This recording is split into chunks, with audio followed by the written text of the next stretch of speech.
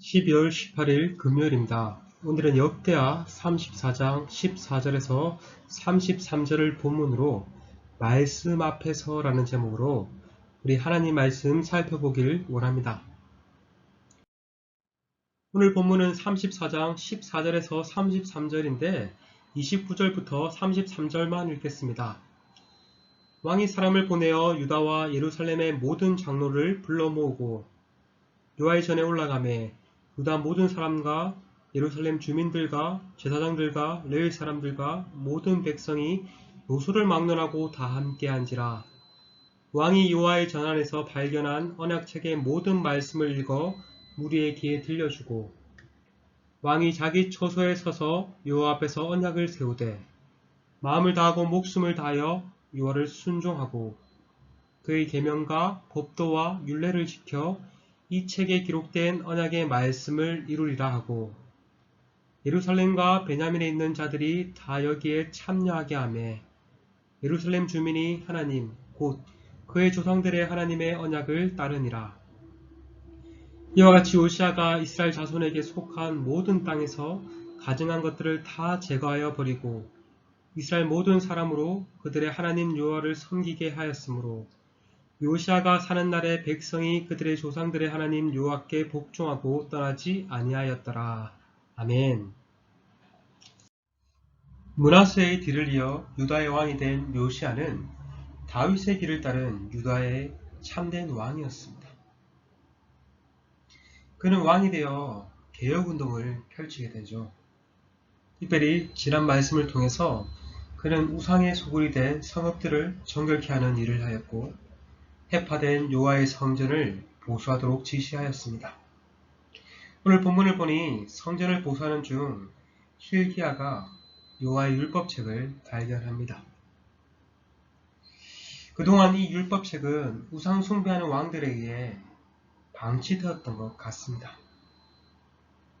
즉 하나님의 말씀이 막힌 시대였던 것이죠. 하나님의 말씀이 막혀 있으니 자연스럽게 죄악의 길로 갈 수밖에 없었습니다. 특별히 그의 아버지 므낫세 때 얼마나 많은 우상들을 숭배하였습니까? 하나님을 온전히 섬기지도 못했고 하나님의 말씀을 따라 살아가지 않았던 것이죠. 말씀이 막혀 있으니 그런 결과를 낳을 수밖에 없었던 것입니다. 율법에 의하면 하나님께서는 왕이 세워지기 전에 미리 이스라엘 왕들이 해야 할 일에 대해 알려주셨습니다. 그것이 신명기 17장에 잘 나와 있죠. 이스라엘 왕들이 가장 최우선을 두고 해야 할 일이 있는데 그것은 바로 하나님의 말씀을 가까이 하여 그것을 읽고 그로 인해서 여호와를 경외하고 하나님의 말씀에 순종하라고 말하였습니다. 이스라엘 왕은 말씀을 가까이 함으로 자신이 진짜 왕이 아니라 진짜 왕이신 하나님을 경외하고 하나님의 말씀의 법도에 따라 백성들을 공의롭고 정의롭게 다스려야 했습니다. 그러나 문제는 우상 숭배한 왕들로 인해 그 말씀이 방치되었던 것입니다. 그러나 놀라운 하나님의 은혜로 하나님의 말씀이 다시 세상에 드러나게 된 것입니다. 하나님께서 하나님의 뜻을 쫓아 살고자 한 요시아를 향해 하나님의 말씀을 선물로 주신 것이죠. 이 말씀이 기폭제가 되어서 요시아는 더욱더 개혁에 박차를 가하게 됩니다.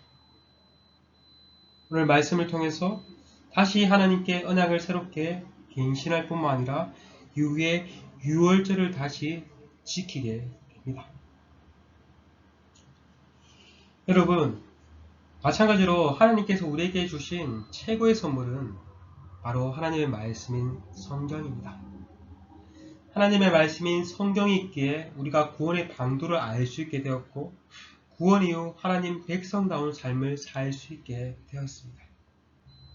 만약 성경이 없다고 생각해 보십시오. 우리의 구원도 온전한 그리스도인의 삶도 불가능할 것입니다. 그렇기 때문에 우리는 우리에게 주신 최고의 선물이 하나님의 말씀임을 기억하며 그로 인해 그것을 주신 하나님께 감사하며 늘 말씀을 가까이 하고 말씀에 순종하는 삶을 살아야 할 것입니다.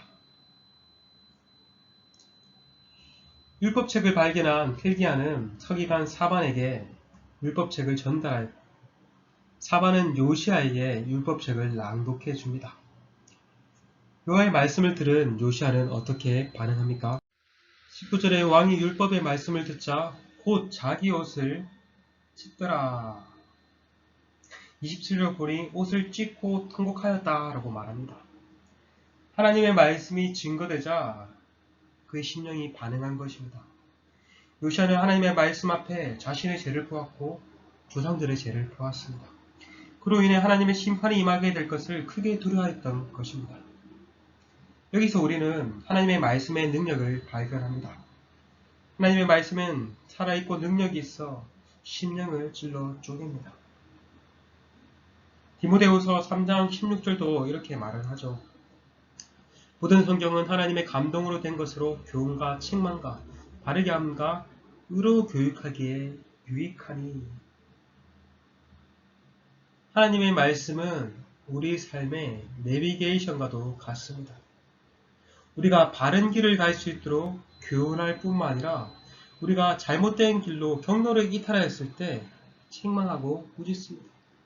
그리고 다시 바른 길로 갈 수 있도록 바르게 하고 계속해서 그 길로 나아갈 수 있도록 의로 교육합니다. 그렇게 함으로써 우리가 하나님의 사람으로 온전하게 살 수 있는 능력을 구비시켜 주죠. 여러분, 우리는 늘 하나님의 말씀의 능력을 경험해야 합니다. 늘 말씀 앞에 자신을 세워야 합니다. 우리가 말씀을 읽고 묵상하고 들을 때 이러한 말씀의 능력이 늘 경험되어야 합니다. 왜 우리가 신앙생활을 오랫동안 했는데도 인격적 변화가 없을까요? 저 사람은 참 신앙은 좋은데 인격은 별로야. 이런 말을 들어야 할까요? 그것은 바로 말씀 앞에 자신을 온전히 세우지 않았기 때문입니다. 우리는 자기의 구미에 맞는 말씀만 듣기를 좋아합니다. 단 말씀은 쏙 빨아먹고 쓴 말씀은 퇴하고 내뱉어 버립니다.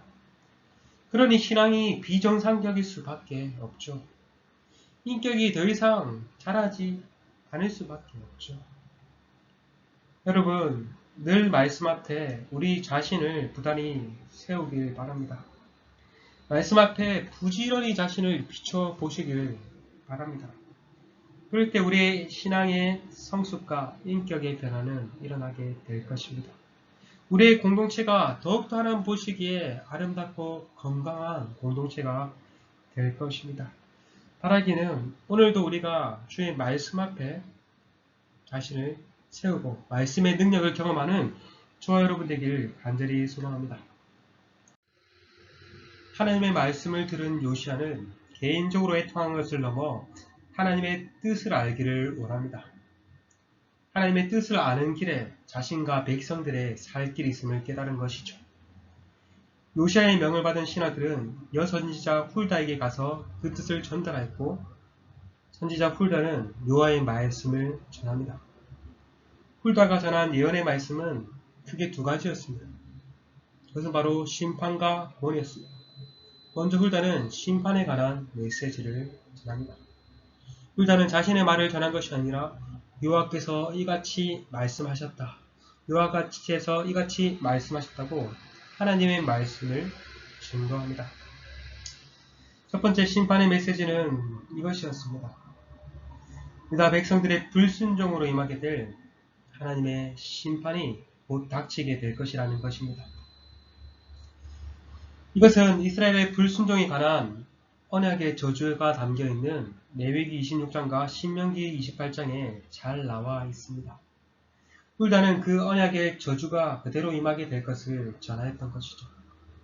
하지만 훌다는 심판의 메시지만 전한 것이 아닙니다. 그 뒤에 요시야에게 구원에 관한 메시지도 전합니다. 훌다는 이번에도 여호와께서 이같이 말씀하셨다라고 말하며 구원에 관한 메시지를 전합니다. 요시야가 하나님의 말씀이 증거될 때 겸손히 반응한 것을 하나님께서 보시고 그는 평안히 죽게 될 것이라고 말씀합니다. 이것은 요시아가 하나님께서 내리시는 심판을 보지 않고 죽게 될 것을 의미합니다. 실제로 요시아는 유다가 바벨론에 의해 멸망하는 심판을 당하지 않고 죽게 됩니다. 훌다를 통해 하나님의 말씀을 들은 요시아는 온 백성을 불러 모아 여호와의 말씀을 읽어줍니다. 지도자들 뿐만 아니라 노소를 망연하고 모든 백성이 나와 하나님의 말씀을 들었습니다. 어른들만 하나님의 말씀을 듣기에 나온 것이 아니라 자녀들도 나와 하나님의 말씀을 들었던 것이죠. 이렇게 온 유다 가운데 하나님의 말씀이 증거되고 선포되었던 것입니다. 그런데 요시아는 여호와 앞에서 언약을 갱신합니다. 왕이 자기 처소에 서서 여호와 앞에서 언약을 세우되 마음을 다하고 목숨을 다하여 여호와를 순종하고 그의 계명과 법도와 율례를 지켜 이 책에 기록된 언약의 말씀을 이루리라 하고, 요시아는 하나님과 하나님의 말씀에 순종할 것을 하나님 앞에서 백성들 앞에서 맹세를 하였습니다. 뿐만 아니라 자신을 따르는 백성들도 언약에 신실할 것을 건면하며 하나님의 언약 백성다운 삶을 살 것을 이끌었습니다.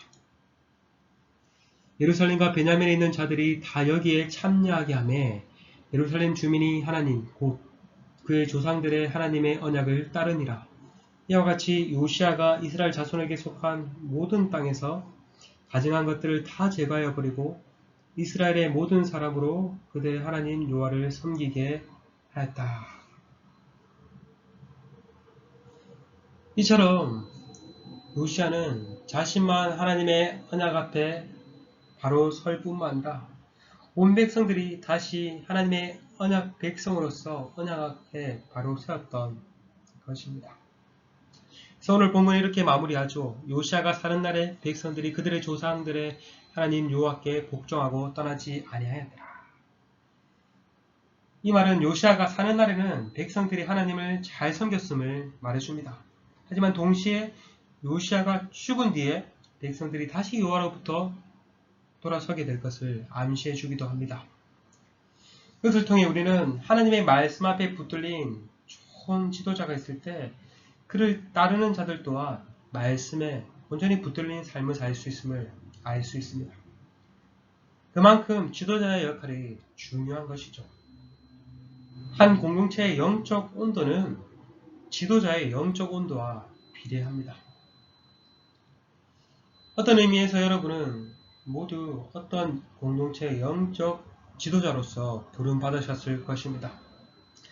교회의 한 기관의 장이일 수도 있고 한 구역의 장이실 수도 있고 또 다음 세대를 세우는 교사이실 수도 있고 나아가 한 가정의 부모이실 수도 있습니다.